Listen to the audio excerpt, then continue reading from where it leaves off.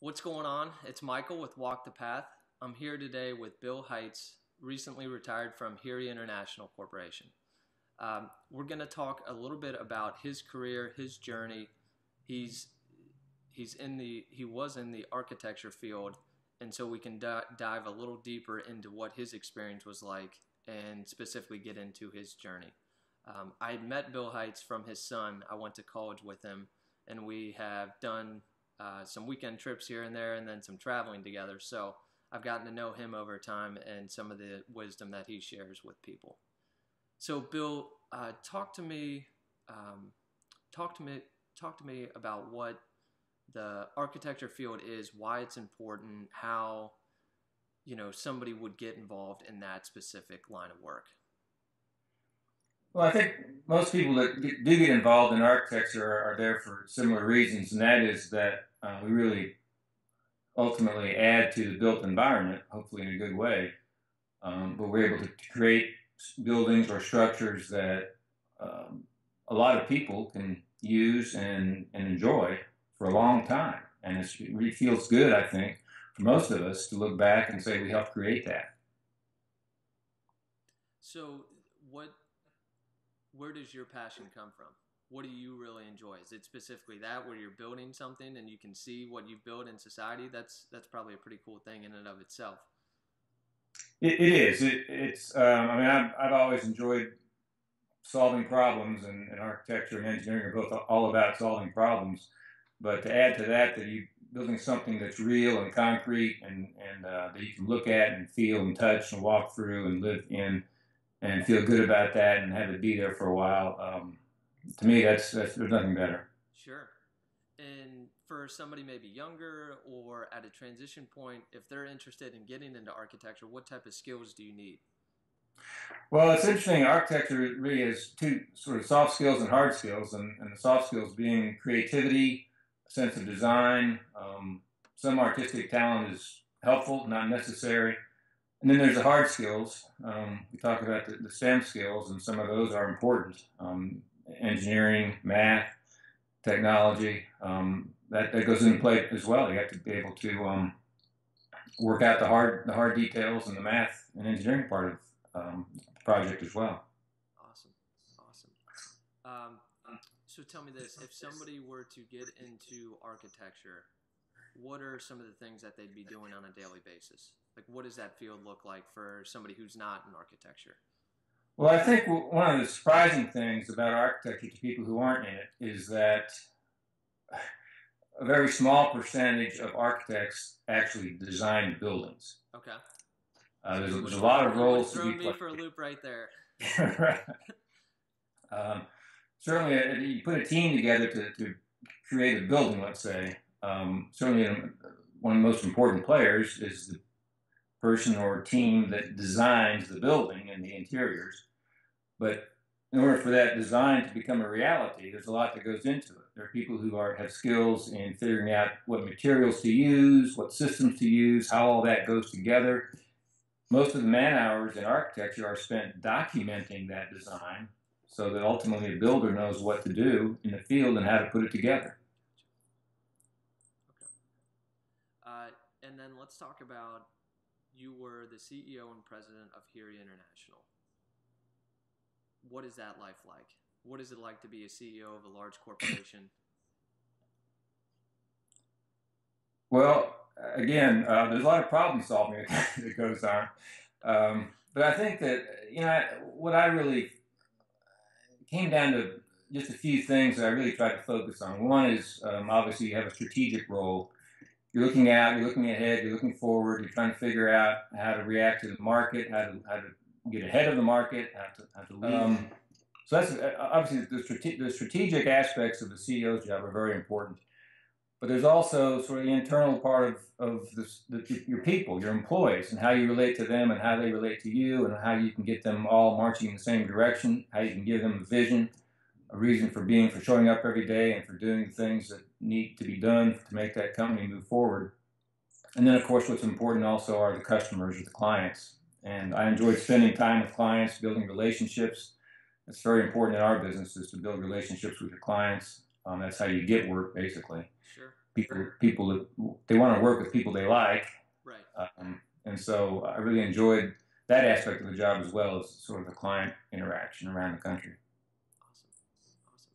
Now, what did it take to get to that point? Did you ever envision that you would be the CEO or president of an architecture firm when you first started out? I really didn't. Although looking back on it, when I was in high school, I had two different interests when I thought about my career. One was I learned just a little bit about architecture and thought it was pretty cool and had that in the back of my mind. But then I also was interested in business.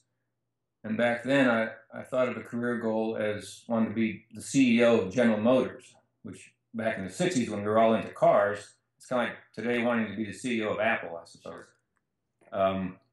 But that's a high school aspiration. And when I got into architecture and started working for firms, I wasn't seeing myself as on a path to become the president of any particular company. I just was enjoying the projects and was just going to learn a lot and see where it led. And I just happened to get into a situation here where things just started falling into place. I was in a small office that was growing, and we got good clients and good projects, and I enjoyed working on them. And then when the opportunity presented itself to move into a management role, because of my business background, I was ready for it and wanted to do that. So I really, once I got into a management and leadership position, I really never looked back and was never sorry that I left the project world. So let's, at this point, transition talking about as you're getting into your journey. Tell us about your journey and where you started on that. I think maybe in high school or was it in college that you were talking to a guidance counselor? Oh, right. Well, that was actually in high school, and I was really wanting to see how to get into architecture and where that might lead. And we had a guidance counselor, so-called guidance counselor in our small high school, and he had never seen any artistic talent from me. Oh, we didn't even have art classes, so how would he? And I didn't really have any anyway.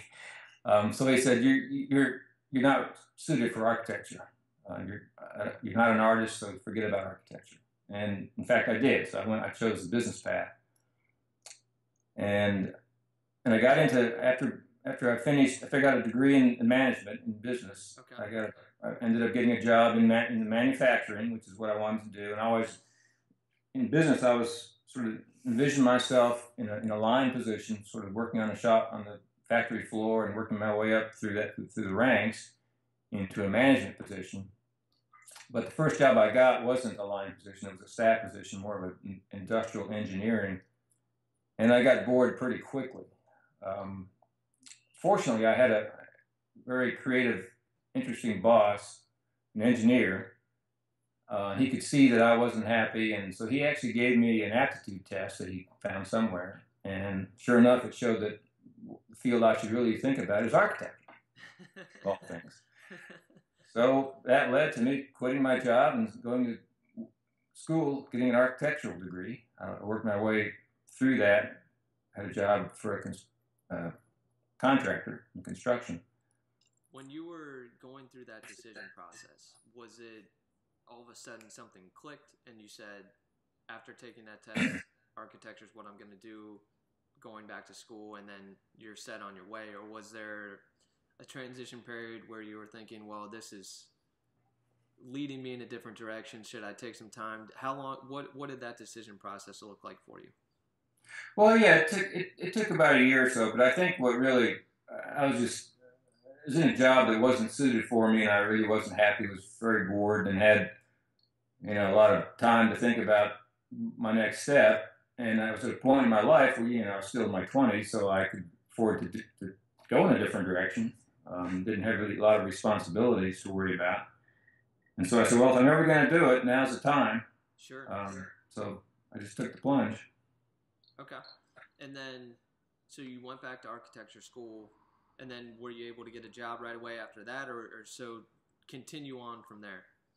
Well, yeah, that was interesting because I got my degree in the middle of 1976, which was in the middle of a recession. and there really was almost nothing going on in the built environment. But when I finished school, I moved to Atlanta because that was the biggest city in the South, and I thought I was going to find a job anywhere, it would be in Atlanta. And and I went through the whole, what you go through when you're trying to get a job. Start out with sending out my resume. This was back before the days of internet and email, of course. Sure, sure. So it was paper resumes that I would send out, and got some nice replies, but no jobs were available. And then when I got to Atlanta, I was making phone calls, and it was amazing. I reached partners, principals of firms, and they would say, "Well, yeah, come on in. I'd love to talk to you. I've got nothing else to do," because they really had no work. So I went to the phone call phase, and then I gave up on that and literally started knocking on doors at firms. Okay. And I knocked on a door of a small firm, a 15-person firm, who happened to be designing schools for a fast-growing suburban county outside of Atlanta. Sure.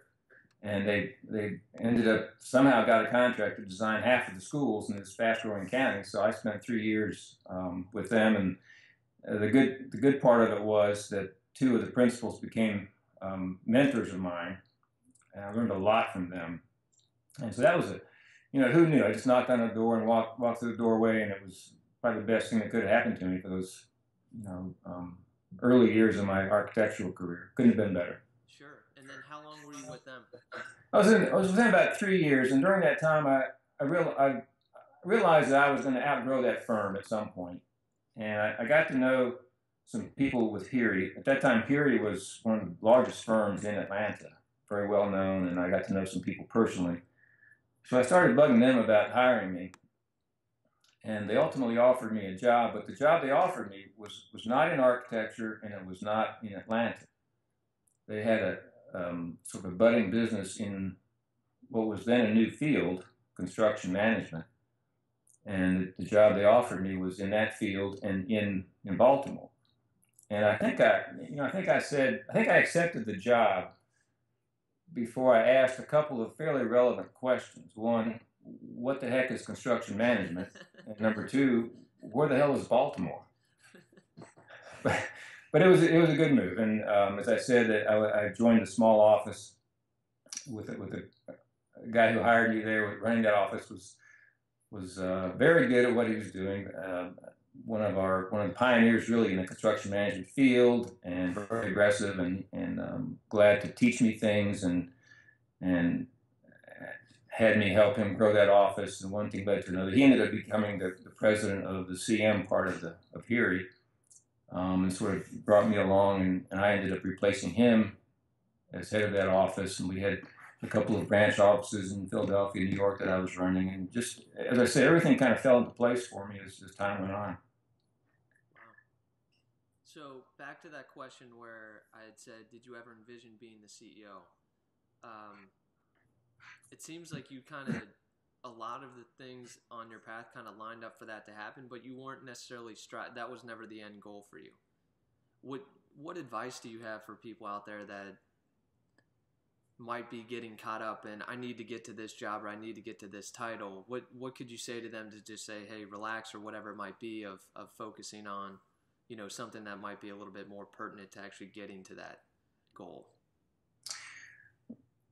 Well, I think there's a lot that comes into play. One is that you just have to try to learn from every experience that you have that comes along. And if you are in a situation where you are learning and you are enjoying what you're doing, and you become good at it, if you're in the kind of an organization that has opportunities, that's large enough, for example, or growing enough that there are opportunities, then things will come your way. I guess I say that and I believe that because of my experience, but I think that's generally true. It's hard to skip a lot of steps. I mean, if you haven't learned things that you need to know when you become CEO, if you haven't learned them along the way, then even if you get the CEO job, you're probably going to fail. So it takes a certain amount of patience, I think.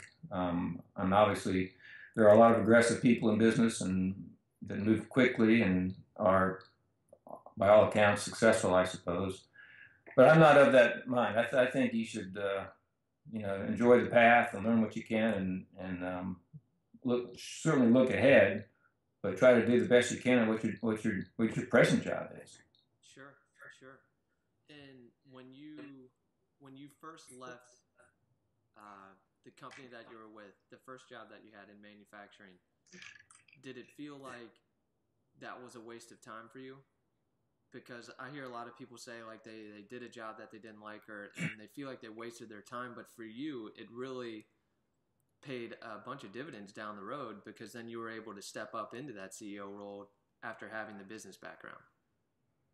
Well, that's right. It did pay off. I mean, I guess I could say that what I learned in a year and a half in that first job in manufacturing, I probably could have learned in 6 months. Sure. So maybe there was some wasted time, but it wasn't a wasted step in my career. Awesome. So sometimes it just takes time to see it all play out before you really know whether something was good or bad. Right, right, and it just as it's things evolve in the world that we live in. I mean, when you're going through a recession, at least in the art world of architecture and construction, when you're in a deep recession, there's not much going on, then you feel like you're treading water. And I guess in some sense you are, but there's not much you can do about that. And then when things heat up, just the opposite happens. You're moving fast, and you're learning fast, and you're progressing fast, and your career path becomes accelerated. So it all kind of works out in the end. Awesome. So what have been some of the best parts of your journey?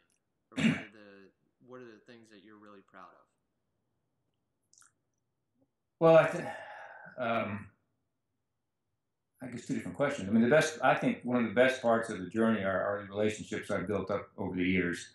Just, personal contacts and networks and people you meet along the way, fellow employees, clients, industry peers. That's been great. That's been great. I think one of the things I'm most proud of is one of the programs I started as CEO was what we called our Emerging Leaders Program, and we went out and selected 60 of our best and brightest and threw them together in several learning situations. We really brought them in, and opening with like a 3-day conference for them and a training kind of thing. But then we ended up fairly quickly not only teaching them about the company and about things they needed to learn about how we run a company and all that goes into that, but we brought them in to help us run the company. We sought their ideas and put them on. They formed committees to solve problems for us and come up with solutions for things we were that were on the back burner. So that, and just the whole mentoring process of that was really rewarding. That's awesome. And was that just within Heery, or was That was that? within Heery. That was just within Heery, right? Right. Tell me this: what have been some of the tough parts on your journey as you've gone along? Well, I think the tough parts of when I was in the CEO position were really dealing with the parent organization and all of the things, all the decisions that were made in London that might have been in the best interest of the global corporation, but weren't necessarily in the best interest of Heery, Sure. at least in the short term. And so, when you're running the company, you're doing the best you can to, as I said, to have all make the right strategic decisions and get all your people aligned and deal with your clients and your customers. But there's only so much you can do if somebody in London is making a decision about your company that you have nothing to do with. And so that was probably the only real frustration, because there's not much you can do about it. Sure. So tell me this: what do you do what do you do maybe on a daily basis, or what did you do on a daily basis that helped you to be successful? Or are there things that you do throughout the year, whether it's reading certain things or thinking about things differently? Talk a little bit about what has helped you to be successful. Well, I think I go back to dealing with people and how you deal with people and how you learn from people. Um, there's a lot of wisdom out there and a lot of talent, and almost everybody in the business world and in whatever industry you're in has things to teach you. And if you're open to that, um, and recognize that you don't know it all, and there's things that you can learn, and you spend quality time with people, and in turn, try to help them out. It just pays so many dividends in so many ways, not just for your company, but your personal career as well. I just can't overemphasize the importance of personal relationships along the way. Awesome. Awesome. What's a favorite quote or a person that you admire? Um, I read a lot of history. I'm a kind of a history buff, and so there's a lot of people in history that you would naturally admire. In fact, I just finished reading a book about the Revolutionary War, American Revolutionary War soldier, and you can't read about our revolution without having a lot of respect for George Washington. Sure. But I have to say that of all the people that I've read about and come to admire, the person I admire most is my dad, and he's 92 years old, lives in California, and he's always just led a life of great integrity and has valued honesty and fairness and treating people right. And those are traits that I've tried to emulate and tried to pass on to my kids. And I just think those traits are very important. For that reason, I still admire him more than anybody else. Thanks for sharing. And then back to what you were talking about with personal relationships, and maybe this is a perfect lead-in with personal relationships and integrity. It seems like networking is very important in whatever line of work that you do. Are there certain ways that it's easier to connect with people, or talk about your networking experiences? That's interesting. I'm an introvert, mm-hmm. And so for me, I know that I need to network, and in my career situation, I was often in a position where I needed to go to a networking event. Sure. I hated those things. I just it's not my thing, and so I just did it because I had to, and so I can't. So I think my network didn't develop in that way, not sort of in the classic network way, quote network. It's just, you sign up for something, or you get involved with something, or you come into a business deal and you meet somebody and you get along, and you respect them, and you want to get to know them. And it's just more of a one-on-one situation where I think a handful of strong personal relationships are better than having 500 Facebook friends. Sure. Thank you. Thanks for that. And then what else? What other advice or tips do you have for other people on their journeys? Well, last year I had the distinct honor of being asked to deliver the commencement address to the graduation of my alma mater, UT School of Architecture. And so what's the purpose of a commencement address? To give advice to the graduates, right? Yes. So I did have to put some thought to that. And what I tried to tell them or suggest to them is that they emulate the kinds of traits that really go back to the Heery's Emerging Leaders program. What made those 60 young people come to the front? Why did we recognize them? Why did we pick them out of the crowd? And it was that they were not afraid to take risks, to let their ideas be known. They weren't afraid of making mistakes. They stood up and raised their hand and said, "Well, I may be young and not know much, but what do you think about this?" And so I told them that, go ahead and take some risks, make some mistakes, but let your ideas come out there, because you do, even though you're young and inexperienced, you do have some things that we can learn from. And I said, as we talked about before, Michael, I said to them, and there's nothing more important than developing personal relationships along the way. And I said to them very frankly, when you get into the workplace, get rid of the earbuds, ignore the text messages, and just have some real conversations with your fellow workers about work and about life. And you can learn from each other and grow those relationships. Thank you for sharing. One final question. What is one goofy thing that you do that maybe people don't know? Well, you How walked about that question. I was having trouble thinking about what do I do that's goofy, but then I had situations come up last week. I had to laugh at myself, so I guess I'll repeat that one to you. Okay. I've never been much of a cook. I've never been a cook at all. I've married to a wonderful cook, and so I've let her take care of it for very obvious reasons. It's been great. Never had an interest in that. A few months ago, my daughter Maggie came to see us and brought some homemade granola, and I'm a big granola fan. I try to eat well and try to eat right, and I do like granola. And she said, I made this, and it's really easy to make. And so I said, well, maybe I can make it. So she gave me the recipe, and so I've been making granola for us. And I'm pretty proud of it, actually. Learned that some friends of ours, a couple, they're granola people, so I gave them a batch of my granola recently.